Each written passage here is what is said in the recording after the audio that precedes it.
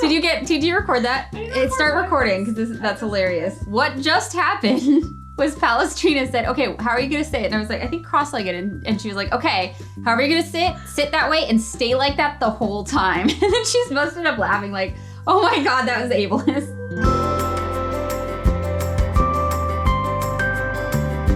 So I often feel like I should be able to do all of the things, and turns out that's not how time works. Sunsama is an app I use to help me be realistic about the amount of work I put on my plate so I can actually get it done and still have energy the next day or the next week and not burn out. Sunsama integrates with all of the places that tasks pop up for me: email, Asana, Google Calendar, and lets me plan my day or my week by dragging those tasks into one place. I've started planning my week by sharing my top 3 priorities, as well as whatever else I've got going on, in my company Slack, and then planning out time blocks for it all in Sunsama.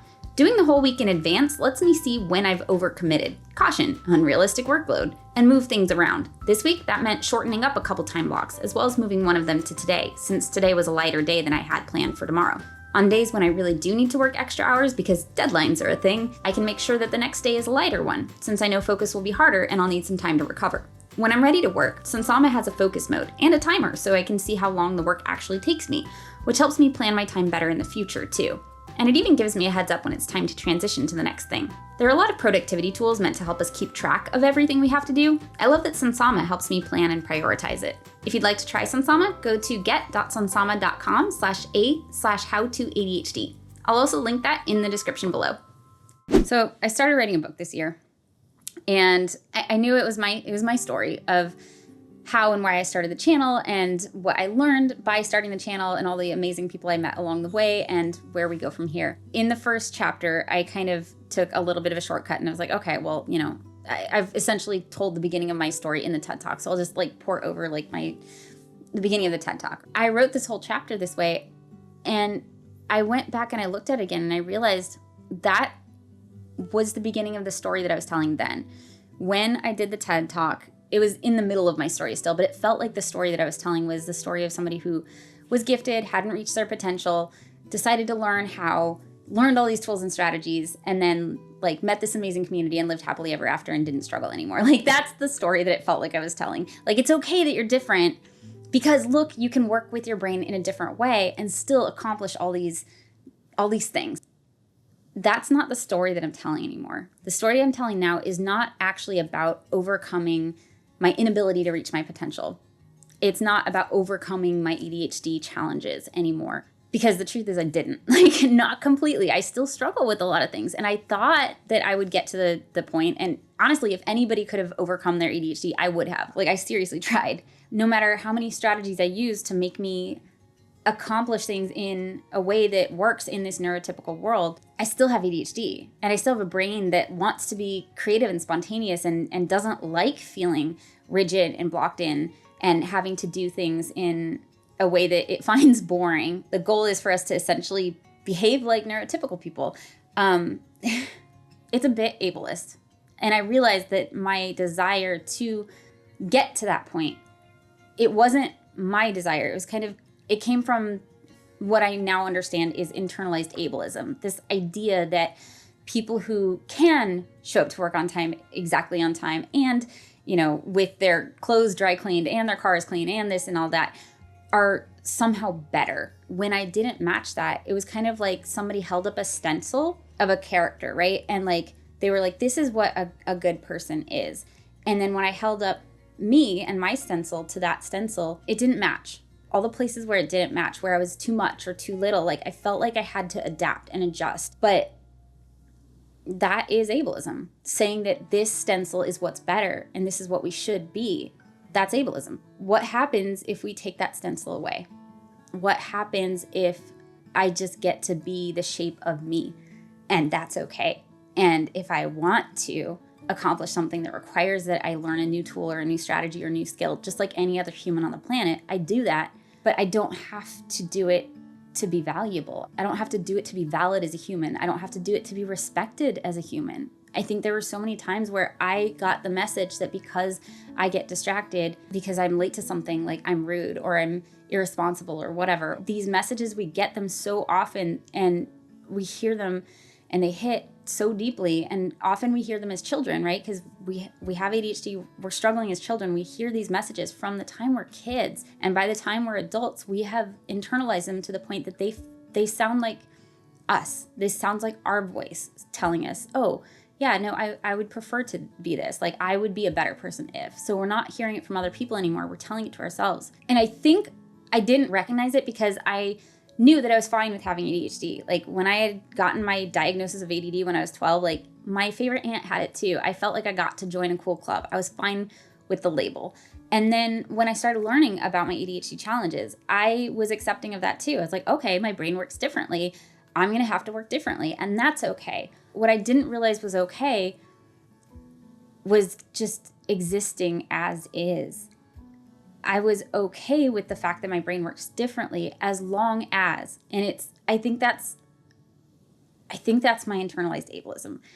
As long as I'm trying to overcome it, it's okay. As long as I'm using these tools and strategies, it's okay that my brain has these challenges. And not once in my entire life have I ever felt that I am just okay as is.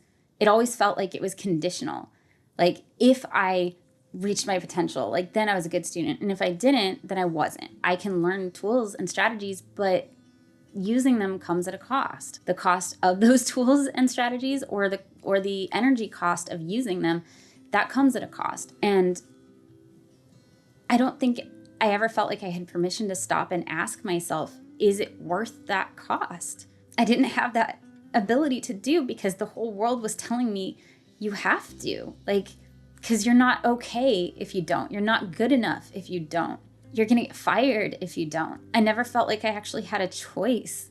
And so I guess that's kind of the direction that I want to take the channel now, is to make sure that people have a choice. That yes, these tools and these strategies exist. And it's up to us as to whether or not we use them. And even if we don't, even if we're not in a place where we have the bandwidth to take on a new strategy or to try a new tool, that we are still worthy of love and belonging. As Brene Brown puts it, we are still worthy of love and belonging. And I think just for so many of us, it doesn't feel like we are unless. And the unless essentially comes down to unless we don't have ADHD, or unless we are putting all of our time and energy into trying not to have these struggles. Obviously, I care about how me being late affects people, and I want to be on time, and I'm going to make an effort. But the idea that somebody who can manage their time a little bit better and show up on time is somehow fundamentally a better human than me, that's something I'm working to overcome, as if it's a moral failing. I've talked about that a lot on the channel before. ADHD is not a moral failing. Our brains work differently. But it's almost like, because we know that our brains work differently and because there are strategies that can help, now we're a bad person if we don't use them. But there's still that judgment. There's still that sense of discrimination, I guess. There's still that sense of like, you're not good enough as is. And so it is your job to be better. So what I think I overcame doing this channel was misunderstanding. Both the misunderstanding of how my brain works, but also the misunderstanding that it's not supposed to work that way. One of the things I'm really trying to do right now is accept myself as is, and tell myself I am good enough as is. I am a good friend as is. And even saying that is really hard because I don't believe it because of that internalized ableism. It's really deep rooted in me that as soon as I say I am a good friend, all of these things pop up telling me, no, you're not because you forgot to text. No, you're not because you didn't even remember their birthday. No, you're not because, and it's all of these really neurotypical standards of like things that my brain is not good at, right? You're not a good friend because essentially your brain doesn't do what other people's brains do, and this is hard for you. I'm trying to remind myself that I'm enough as is, and that anything that I do to try and improve myself is for me. It's not because I have a moral obligation to be a different human. It's because I want to accomplish something. With any new venture, you have to learn new skills and new strategies, no matter who you are. The skills and strategies I think that I felt like I had to learn as somebody with ADHD are all about overcoming the ADHD, overcoming those challenges. And I don't know how much of this is in my head, but it feels like other people are allowed to like put down their work and go have dinner And it feels like I don't get to because I got distracted. And so like I need to sit and eat at my desk or whatever. It almost feels like I'll get to do the fun things when I'm not me anymore. Like when I've gotten to the point where like I never forget to text anybody back, like then I can. This idea that I'm okay as is and I don't have to hide the fact that I'm struggling. I don't have to use all of the tools and strategies I know to overcome all of my struggles. But like sometimes I can just struggle.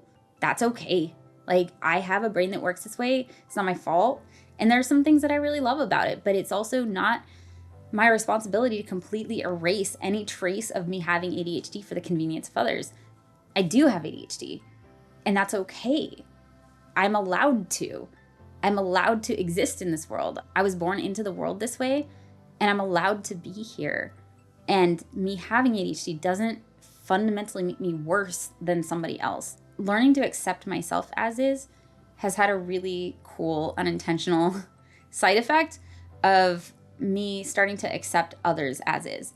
I used to go around frustrated with myself and frustrated with the people around me for not like working the way I wanted them to, right? I was like aggressively helpful to the people around me where like, I know all these things that you can do to like work with your brain, not against it. Like, let's learn about your brain too. And the thing is like, I was essentially telling them the same message that I'd been telling myself, that the world had been telling me, which is you are not enough as is. You have to be better. And by be better, I mean overcome the ways in which you're different, overcome your disability. You're allowed to have one, that's fine. But like only as long as you're trying to overcome it. And that's the message that I'm trying to get away from. So anybody watching, I just want you to know, you are enough as is.